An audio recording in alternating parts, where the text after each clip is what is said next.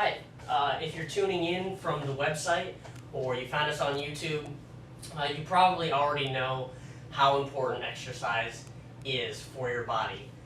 Most people know the benefits of exercise and how it can help them, but what we're going to talk about right now is in-hospital exercise and what that can do for you while you're in the hospital. We're talking about cystic fibrosis specifically right here on Breathe Easy with us, and I'm going to talk to you today about in-hospital room exercise. Some of the facilities out there have wonderful exercise rooms like this, fitness centers like this available to them.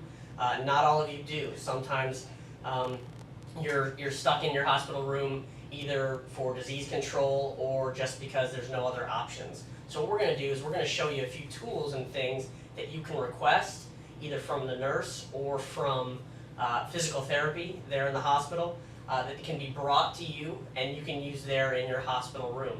A couple of those things, first of all, is going to be a medicine ball. Now, a lot of physical therapists have varying weights from 3 pounds all the way up to 12 pounds, sometimes more than that.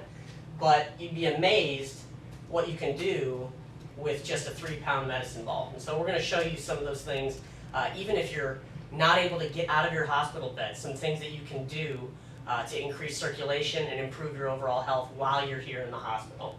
So you're going to have different weights of medicine balls. The next thing is going to be your TheraBands, and we have different resistance TheraBands, and these can also be requested from the physical therapist. And a lot of times they're in a roll, and they'll be able to pull that off for you and cut a specific length or resistance for you.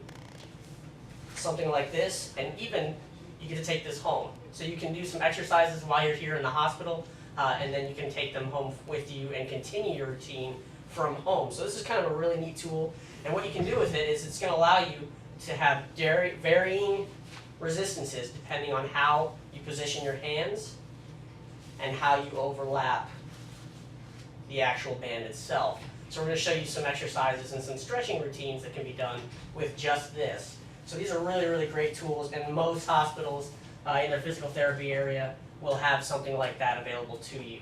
The next thing is a mat or something to sit on. Now, if you can't get out of the hospital bed, that's a great place to be, and we're going to show you some things you can do right from the hospital bed. But if you're going to be doing some stretching on the floor, we really don't encourage you to sit on the floor, no matter how clean it is. That's just not a good idea for disease control, and in most cases, it's very uncomfortable. So if you can get a yoga mat or some sort of a stretching mat, that's excellent. If not, one of these regular hospital towels makes a great, great tool. Now, they open up to just about the same size as a standard yoga mat. If you double them up, you've got plenty of cushion and you're not sitting directly on the floor. So those are some makeshift ideas for you. Now, of course, staying hydrated is extremely important. Some sort of electrolytes or sodium. You guys know, as far as CF patients are concerned, that the sodium intake is extremely important. So supplementing a Gatorade or mixing Gatorade even into water to kind of dilute it a little bit is a really good idea while you're exercising.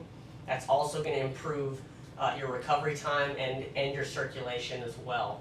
Another tool which some CF patients own or have themselves, or if you're here, you're maybe on a 24-hour monitor, a pulse ox monitor is a great tool as well to measure your heart rate and then of course your blood oxygen content, which I'll also explain a little bit later on how to gauge this and use this as a tool to show when you're able to push yourself a little bit more to increase your exercise, or when you need to back off and rest for a little while. So this is a great tool for that.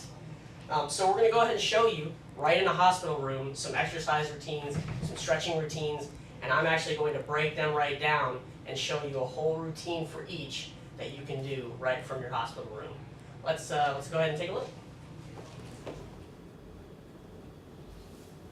Alright guys, so I made it here into my hospital room, and I'm going to show you some exercises and some stretches that you can do right here without ever getting out of your bed.